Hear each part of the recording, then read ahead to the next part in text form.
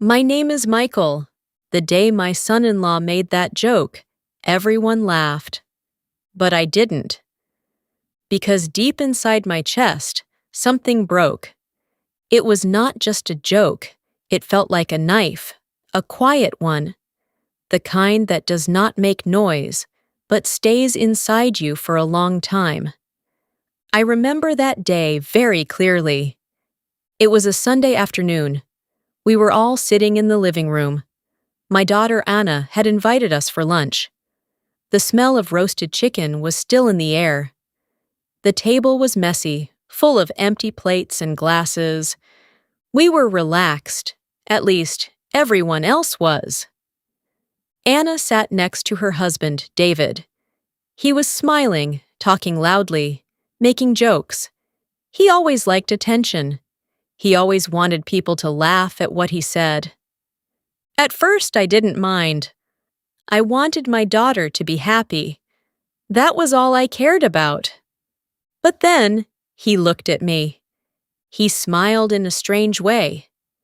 And he said, "You know, Anna, your dad is lucky. If I was him, I wouldn't survive in today's world. Too slow, too soft." Everyone laughed, even Anna. That moment, it felt like the room got smaller, like the air disappeared. I forced a small smile, but inside I felt embarrassed. Small, like I was not important. I told myself, it's just a joke, don't think too much. But that was not the first time, and sadly, it was not the last. I am 58 years old. I worked hard all my life. I was not a rich man. I never had a big house or expensive car, but I always gave my best to my family. My wife passed away 10 years ago. After that, it was just me and Anna. She was my whole world. I raised her alone. I cooked for her. I helped her with school. I stayed awake when she was sick. I worked extra hours to pay for her college. I remember the day she graduated. She ran to me and hugged me tightly. She said, "Dad, everything I am today is because of you." That moment, I felt proud. Truly proud. So when she told me she wanted to marry David, I trusted her. I thought, if she loves him, then he must be a good man. At the beginning, David was nice, very polite. He shook my hand and said, "Sir, I will take care of your daughter." I believed him. I really did. After they got married, things slowly changed. Not fast, not obvious, just small things at first. David liked to talk a lot, and sometimes he said things that didn't feel right. Like one time, we were fixing something in the kitchen. I was trying to repair a broken cabinet. He watched me and laughed. "Old style," he said. "You should just buy a new one. This is not the 80s. I smiled and said, "Fixing is cheaper." He shook his head. "Or maybe you just don't understand modern life." That sentence stayed in my mind. It was small, but it hurt. Another time, we were at a family dinner. David was talking about his job. He worked in business. He made good money, better than I ever did. He said, "In my world, you have to move fast. No time for slow thinking." Then he looked at me again. "But I guess some people are okay with simple lives." People laughed again. I felt that same feeling in my chest, heavy, uncomfortable, but I stayed quiet. I didn't want to create problems. Anna, she didn't say anything. That hurt me more than David's words. She used to defend me when she was young. If someone said something bad about me, she would get angry. But now, She just smiled. Sometimes she said, "Oh, David, stop it." But she was still smiling when she said it. That smile, it didn't feel like protection. It felt like distance. I started to visit them less, not because I didn't love my daughter, but because every time I went there, I felt like I didn't belong. Like I was a guest in a place where I used to feel like family. Still, Anna always called me. "Dad, come visit us." "Dad, we miss you." So I went. Because I missed her too.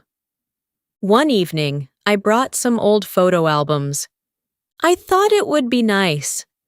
We sat together, looking at pictures from the past. There was a photo of Anna when she was 5.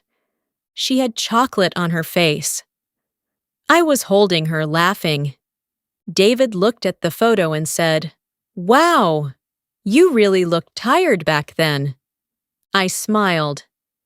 Yes, raising a child alone is not easy. He nodded. Then he said, "Yeah, but now she has me. Life upgraded." He laughed at his own joke. Anna laughed too. I didn't. I just looked at the photo. That little girl in my arms. She used to look at me like I was her hero. Now, I wasn't sure what I was. The truth is, I didn't hate David. I tried to understand him. Maybe he just liked jokes. Maybe he didn't mean to hurt me. Maybe I was too sensitive. I told myself these things again and again, but deep down, I knew something was wrong. Because respect is not a joke. And every time he spoke, I felt less respected. Then came that Sunday, the one I told you about at the beginning. The day everything changed. We were sitting together after lunch. David had a glass of wine in his hand.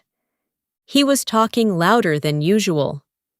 He looked at me again, and he said, "Michael, tell me honestly, how did you survive all these years without strong decisions? Or did you just get lucky?" The room went quiet for a second. Then he laughed. "Relax, I'm joking." Everyone laughed again. But this time, something inside me didn't stay quiet. For the first time, I didn't want to smile. For the first time, I felt something rising inside me. Not just pain, not just sadness. Something stronger, something I could not ignore anymore. And that was the moment I realized this was not just about a joke.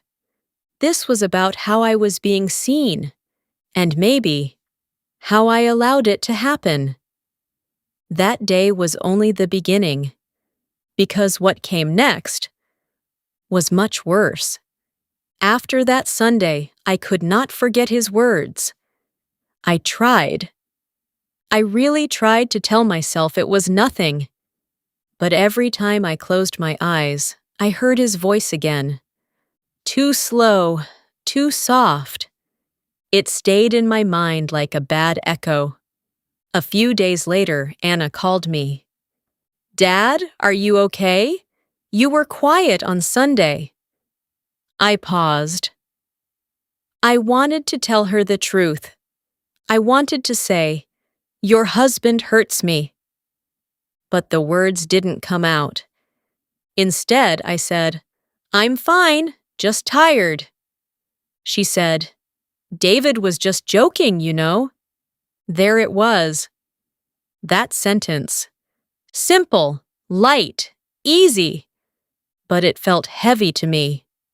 "I know," I said softly. But inside, I thought, why does it always have to be a joke? After that, things didn't get better. They got worse. But in a quiet way.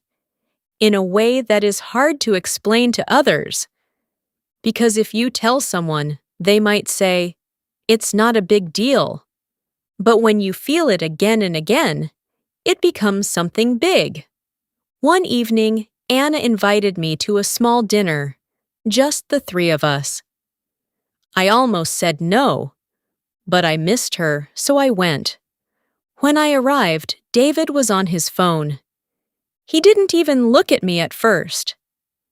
Anna said, "Hey, Dad is here." He looked up and smiled quickly. "Oh, hey, Michael." Not sir. Not good to see you. Just my name. Like I was his friend. Or maybe less than that. During dinner, Anna talked about work. She looked tired. I asked, "Are you resting enough?" Before she could answer, David spoke. "She worries too much. Just like you." He smiled. Anna laughed a little. I didn't. "I just care about her health," I said. David leaned back in his chair. "Yeah, but sometimes caring too much makes people weak." That word again. Weak.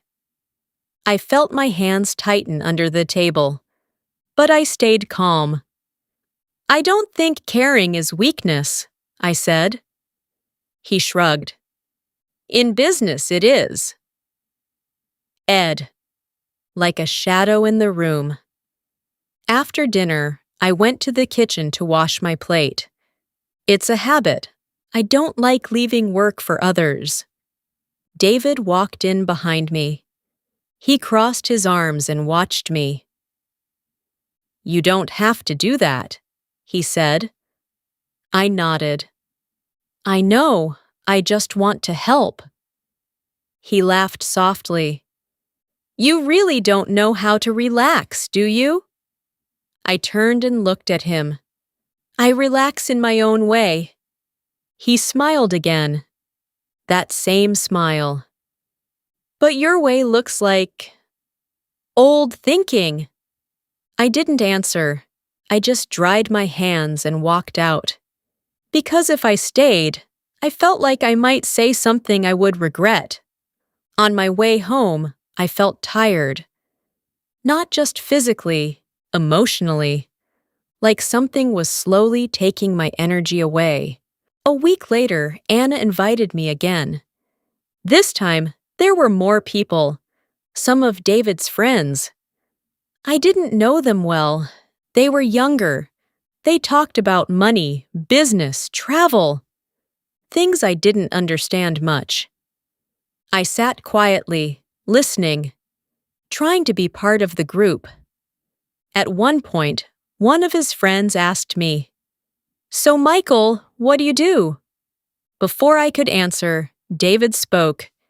"He's retired now. Simple life." Simple life. He said it like it was something small, something not important. I smiled politely. "Yes, I worked many years. Now I just live quietly." The friend nodded. "That sounds peaceful." I liked that word. Peaceful. But David laughed. "Peaceful or boring?" Everyone laughed again. I looked at Anna, just for a second. I hoped maybe she would say something. Maybe she would say, "Hey, stop." But she didn't. She was smiling again, looking at her husband like he was funny, like he was right. That moment hurt more than anything. Not the joke, not the words, but her silence. Later that night, I sat outside alone. The sky was dark. The air was cool. I took a deep breath. I asked myself a question. Why am I accepting this? I didn't have a clear answer. Maybe because I didn't want to lose my daughter. Maybe because I thought staying quiet was easier. Maybe because I forgot my own value. A few days passed. I didn't visit them. I needed space. But then something happened. Something small. but it changed everything. Anna called me one afternoon. Her voice sounded excited. "Dad, we are planning a big family dinner next weekend." I said, "That's nice." She said, "David invited some important people, his boss, some clients." I nodded, even though she couldn't see me. "Okay." Then she said something that made my heart stop for a second. "Dad, can you come a little early and help with serving food?" I was quiet. "Help with serving?" I asked. "Yeah," she said. "You know, just small things. Carry dishes, clean up. It will help a lot." I swallowed slowly. "I thought I was a guest." She paused. Then she said, "Of course you are, Dad, but it's just helping." At that moment, something didn't feel right. Not just wrong, disrespectful, but I still said yes, because she is my daughter, and I didn't want to disappoint her. That weekend came. I arrived early, just like she asked. Anna looked busy, stressed. I wanted to help her. So I started working. I carried plates. I arranged the table. I cleaned small messes. I didn't complain. Not once. Then the guests arrived. Well-dressed, confident. They walked in like they owned the place. David greeted them warmly. Big smiles, strong voice.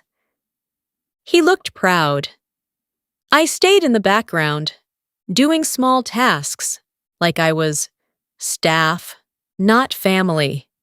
At one point, I walked into the living room with a tray of drinks.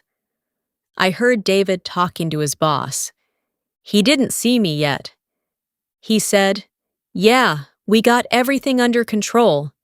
Even hired help for today." Then he pointed at me.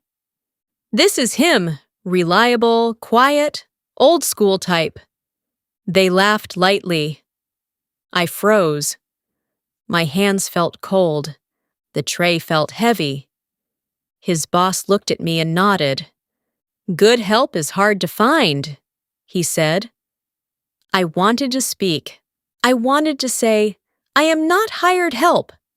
I am his father-in-law." But my voice didn't come out. Then David looked at me. He smiled, like nothing was wrong. "Michael, can you bring more drinks?" That was the moment. Something deep inside me started to crack. Not just hurt, not just sadness. Something bigger, something dangerous. Because for the first time, I didn't feel like staying quiet anymore. And I knew. This situation was going somewhere I could not control. And it was not going to end well. I stood there with the tray in my hands. My heart was beating fast. Too fast. I could hear the sound in my ears. Boom! Boom! Boom! David was still smiling. His boss was still looking at me like I was just a worker. Not family, not important, just useful. I slowly put the tray down on the table. My hands were shaking a little. I looked at David. For a second, I thought he would realize. I thought maybe he would say, "This is my father-in-law." But he didn't. He just turned back to his boss and kept talking, like nothing happened. Something inside me broke at that moment. Not loud, not dramatic. Just quietly, like a glass cracking from the inside. I walked out of the living room. No one stopped me. No one noticed. Or maybe they didn't care. I went into the bathroom. I closed the door. I looked at myself in the mirror. My face looked tired, older than I remembered. My eyes looked empty. I whispered to myself, "What are you doing, Michael?" No answer came. Then I felt something warm on my cheek. Tears. I didn't even know when they started. I quickly wiped them. But more came. I leaned on the sink. I tried to breathe slowly, but it was hard. Everything felt heavy. Memories started to come back. Anna as a little girl, holding my hand, calling me Dad with that soft voice, smiling at me like I was her whole world. And now, I was standing in her house, hiding in the bathroom, because her husband just called me hired help. And she said nothing. That thought hurt the most. Not David, not his words. Anna, my daughter, my little girl. She was in the other room. And she let it happen. I stayed there for a few minutes, trying to calm down, trying to stop the tears, trying to feel something normal again. Then I heard a knock. Dad? It was Anna. I quickly wiped my face. I'm coming, I said. I opened the door. She looked at me. Her eyes moved across my face. Maybe she saw something. Maybe she didn't. Are you okay? She asked. I nodded. Yes. She hesitated. Then she said, Can you help bring dessert? That was it. That simple sentence. That normal voice. Like nothing happened. Like I was still just helping. I looked at her, really looked at her. And I asked very quietly, Anna, what am I to you? She looked confused. What do you mean? I swallowed. Am I your father, or just someone who helps in your house? Her face changed, just a little. Dad, why are you saying that? I felt my chest tighten. Because your husband just told people I am hired help. She looked away. For a second. Just 1 second, but I saw it. That hesitation. That silence. He didn't mean it like that, she said. There it was again. The same excuse. The same soft defense. I felt something rise inside me, stronger than before. Then how did he mean it? I asked. She didn't answer. Anna, I said, my voice shaking. I raised you. I gave you everything I could. I stood by you all your life. My eyes filled with tears again.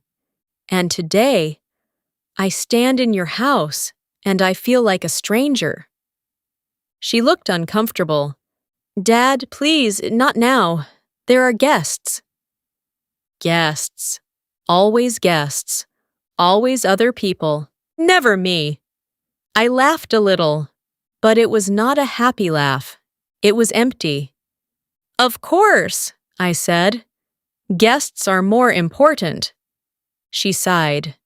You're making this bigger than it is. That sentence hit me hard. Bigger than it is. I nodded slowly. Maybe, I said. Then I took a step back. But for me, this is already too big. She didn't stop me. She didn't say, wait. She didn't say, I'm sorry. She just stood there, silent. I walked past her, through the hallway, through the living room. I didn't look at anyone. Not David, not his boss, no one. Behind me, I heard David's voice. Michael, where are you going? I didn't stop. I opened the front door. The cold air hit my face. It felt real, more real than anything inside that house. I walked to my car. My hands were still shaking. I sat inside, closed the door, and finally, I broke. I cried like I hadn't cried in years. Not when my wife passed away, not when I lost my job, but now. I cried because this pain was different. It was not just loss, it was rejection from my own family.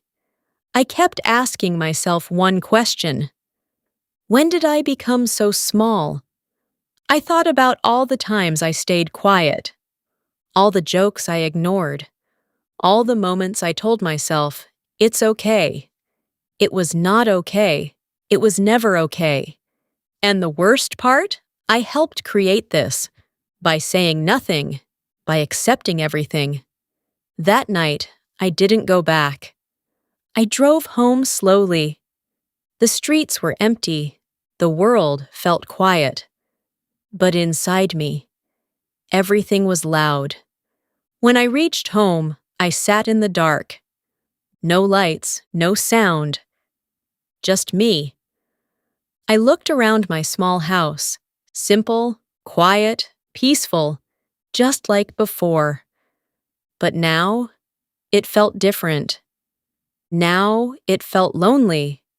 I took a deep breath, and for the first time in a long time, I said something out loud, not to anyone else, but to myself. This has to stop. My voice was weak, but it was real, because I finally understood something. If I didn't stand up now, I would lose more than respect. I would lose myself. And that night, I made a decision, a hard one, a painful one, but a necessary one, because what they did to me was not just a joke anymore. It was a line, and they crossed it, and I knew the next time I saw them, nothing would be the same. That night, I didn't sleep. I lay on my bed staring at the ceiling. My mind kept going back to the same moment. David pointing at me, calling me hired help. Anna standing there, silent.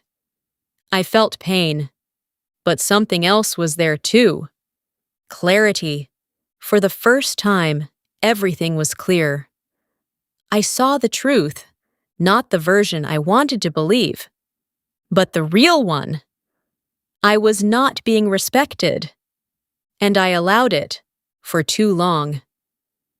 In the morning, I sat at my small kitchen table. I made a cup of coffee.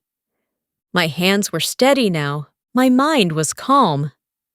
That surprised me, because inside, I had made a decision, and that decision gave me strength. I took my phone. I looked at Anna's name. My finger stayed there for a moment. Then I called her. She answered quickly. "Dad?" Her voice sounded careful. Maybe she knew this was coming. "Anna," I said, calm and clear. "I need to talk to you and David. Today." She paused. "Okay." A few hours later, I stood in front of their house again. The same house, but I felt different. Not smaller, not weak, just steady. Anna opened the door. She looked nervous. "Come in," she said. David was already inside, sitting on the couch. He looked at me. No smile this time, just a serious face. I didn't sit. I stayed standing.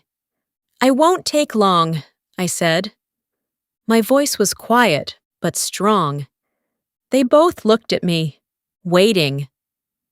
"I came here because I need to say something clearly," I continued. "I am your father, Anna, not your helper." Silence. I turned to David. "And I am not your joke." He shifted a little. "Michael, I think you misunderstood." I raised my hand slightly. Not angry, just firm. "No, I understood everything." The room felt still. Even the air felt heavy. For a long time, I said. I stayed quiet. I told myself it was nothing, just jokes, just words. I took a small breath. But respect is not a joke. Anna's eyes started to fill with tears. But I continued, because I needed to finish. You invited me into your home, I said, but you treated me like I didn't belong. I looked at her. And you let it happen. She shook her head. Dad, I didn't mean. I know, I said softly, but you still did. David looked uncomfortable now. He leaned forward. I never wanted to hurt you, he said. I looked at him. Then why did you? He didn't answer, because there was no good answer. I worked my whole life, I said. I raised my daughter with love. I gave everything I could. My voice got a little heavier. And I will not stand in any house and feel like I am less than that. Silence again, deep, real. Then I said the hardest part. I won't come back here until things change. Anna's face broke. Dad, please. I shook my head slowly. This is not punishment, I said. This is respect for myself. I turned toward the door. My heart was beating fast again. But this time, it was different. It was not fear, it was strength. Before I opened the door, I stopped. Without turning back, I said one last thing. I love you, Anna. That will never change. A small pause. But I need to love myself too. Then I left. The next days were quiet. Very quiet. No calls, no messages, just silence. At first it felt heavy, like something was missing, but slowly, that silence became peaceful. I started doing small things again. Walking in the morning, cooking simple meals, looking at old photos. But this time, I didn't feel pain. I felt proud. Because for the first time in a long time, I chose myself. A week later, my phone rang. It was Anna.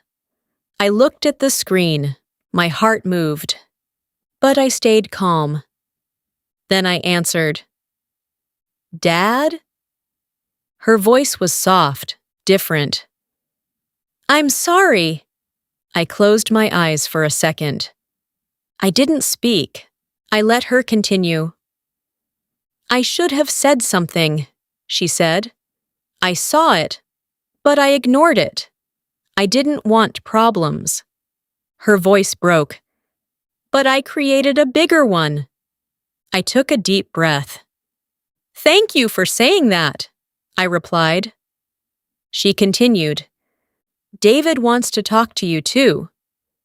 There was a small silence. Then I said, Okay. The next day they came to my house. Not theirs, mine. David stood in front of me. He looked different, less confident, more real. I'm sorry, Michael, he said. No jokes, no smile, just honesty. I was disrespectful. I thought I was being funny, but I see now. I was wrong. I watched him carefully. This time, I didn't answer quickly, because respect takes time. Then I nodded. I hear you, I said. We sat down together. The conversation was not easy, but it was real. For the first time, it felt honest. Things didn't change in one day, but they started to change, slowly, step by step. Now, when I visit them, it feels different. David speaks with care. Anna listens more. And I speak when something feels wrong, because I learned something important. Something I should have known long ago. Silence can protect peace, but too much silence destroys respect. And respect starts with yourself. So if you ever feel small in a place where you should feel valued, don't ignore it, don't hide it, don't call it just a joke. Because sometimes the smallest words show the biggest truth, and your worth should never be the punchline.